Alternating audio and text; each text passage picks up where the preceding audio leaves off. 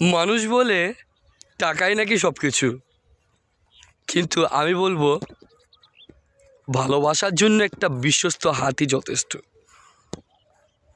টাকা হয়তো বা আপনার আজকে আছে, কালকে নাও থাকতে পারে, কিন্তু যদি আপনার জীবনে একজন বিশ্বস্ত মানুষ পান, সে মানুষটাকে কখনো হাতছাড়া করবেন না। আপনি একটু খেয়াল করে দেখেন তো, আমি এরকম মানুষের জীবন দেখেছি যাদের ব্যাগ ভর্তি টাকা ছিল, কিন্তু তারপরেও তারা সুখী হতে পারেননি। তার কারণ কি জানেন? তারা বিশ্বস্ত মানুষটাকে পায়নি। তার জন্য আপনার জীবনে হোক আপনার স্ত্রী, হোক আপনার প্রিয়তমা মানুষ, সে যদি আপনার বিশ্বস্তই না হয়, এই টাকা পয়সা দিয়ে কোনো লাভ হবে না। সে যদি বিশ্বস্তই না হয়, তাহলে আপনি শত শত কোটি টাকার মালিক হলেও কোনো লাভ হবে না। যে বিশ্বাস ভঙ্গ করার, সে এমনিতেই ভঙ্গ করে, এই কথাটা সত্য। কিন্তু বিশ্বস্ত সঙ্গীকে নির্বাচন করার দায়িত্বটাও কিন্তু আপনার। হয়তোবা মানুষ বদলায়, কিন্তু যখন মানুষ তার নিজের অবস্থানকে বুঝতে পারে তখন বদলায়, এর আগে নয়। কিন্তু তাই আপনার অবস্থানকে ধরে রাখুন, বিশ্বস্ত মানুষটাকে বুঝতে দিন যে আপনি তার জন্য কতটা প্রয়োজন, কতটা ভ্যালু। তখন সেই বিশ্বস্ত মানুষটাও কিন্তু আপনাকে প্রাধান্য দেবে। আর সে সময় যদি আপনার টাকা নাও থাকে, আপনার সম্পদ নাও থাকে, সে আপনাকে ছেড়ে কখনো যাবে না। আপনি আপনার বিশ্বাসটাকে ধরে রেখে যদি আপনি সামনের দিকে আগাতে থাকেন, কোনো এক সময় গিয়ে আপনার এই বিশ্বস্ত লোকগুলোই আপনাকে আপনার সংকটকালীন মুহূর্তে পাশে থেকে আপনাকে আবার দাঁড়া করাতে পারবে। তাই বিশ্বস্ত মানুষের না খুবই অভাব। মানুষের জীবনে সবচেয়ে বেশি প্রায়োরিটি দেওয়া দরকার সেই বিশ্বস্ত মানুষগুলোর জন্য। একটা ঘটনা বলি,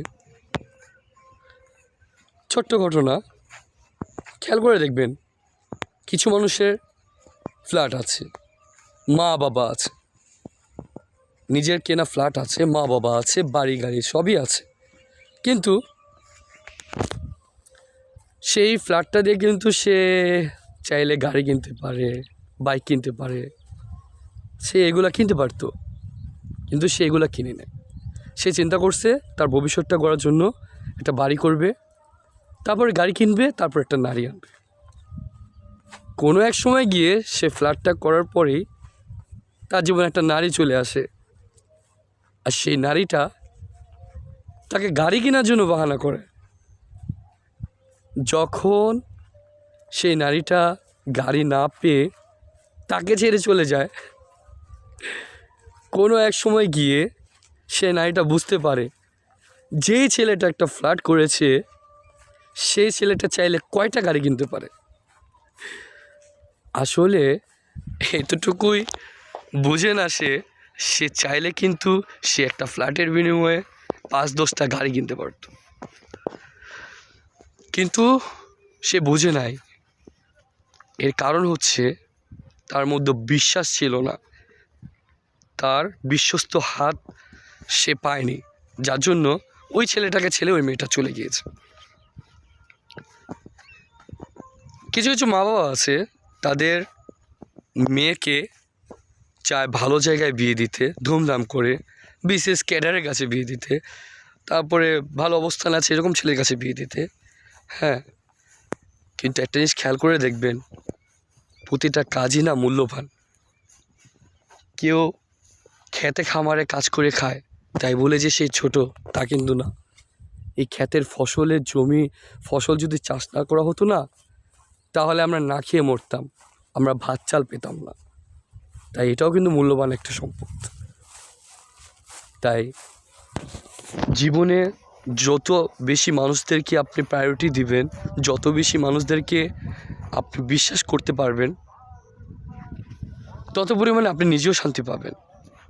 আর একজন বিশ্বস্ত ব্যক্তির কাছে যদি আপনার মেয়েটাকে তুলে দেন, তাহলে দেখবেন সে মেয়েটা যদি ডাল ভাত খেয়েও থাকে তারপরেও শান্তিতে থাকবে।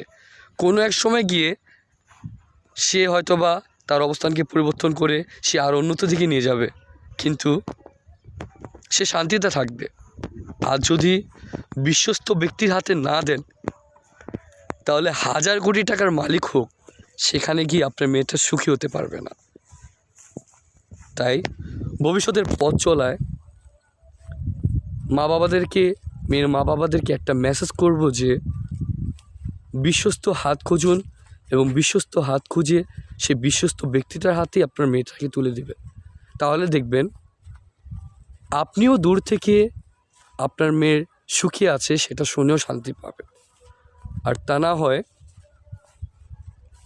সারা জীবন আপনিও পস্তাবেন যে আমার মেয়েটাকে আমি বিশ্বস্ত মানুষের হাতে তুলে দিলাম এটা খারাপ অবিশ্বাস্য মানুষের হাতে। তখন আপনিও দূর থেকে না পারবেন নিজেকে ঠিক রাখতে, না পারবেন মেয়ের সংসারকে ঠিক রাখতে, তখন আপনার মেয়ের সংসারটা টিকে থাকবেন। তাই বিশ্বস্ত মানুষ যখন আপনি পেয়ে যাবেন, কোনো মতে সেই বিশ্বস্ত মানুষটাকে হাতছাড়া করবেন না। দেখবেন ওই বিশ্বস্ত মানুষটাই আপনার মেয়ের জীবনকে সুখে রাখবে, এবং আপনার মেয়ের পরবর্তীতে যে জীবনগুলো আসবে, যখন যে জেনারেশনগুলো আসবে, তখন সেই মানুষদেরকেও আপনি সুখে রাখতে পারবে। ধন্যবাদ সবাইকে। ভিডিওটি ভালো লাগলে আপনার বন্ধুদের সাথে বেশি বেশি পরিমাণে শেয়ার করে তাদেরকেও দেখার সুযোগ করে দিবেন। দেখা হবে নতুন কোনো পর্বে। সেই পর্যন্ত সবাই ভালো থাকবেন, সুস্থ থাকবেন। আসসালামু আলাইকুম।